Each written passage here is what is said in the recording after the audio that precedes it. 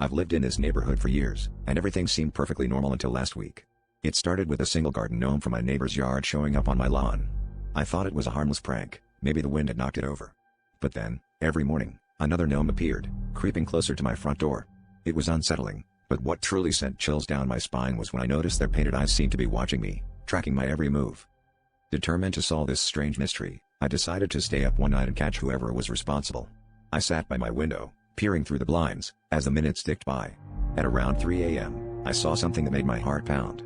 The gnomes were moving, not by themselves, but as if something invisible was carrying them, placing them strategically, inch by inch, closer to my doorstep. I felt a cold sweat break out, realizing that this wasn't a prank.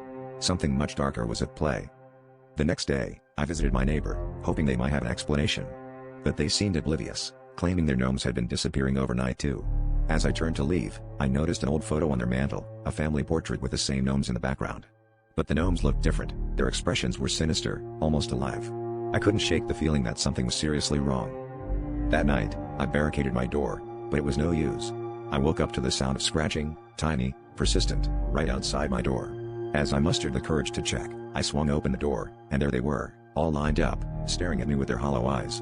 The largest one held a note in its hand. With trembling fingers, I unfolded it to reveal a single word, "Welcome." It was then that I understood, they weren't just moving closer, they were inviting me into their world.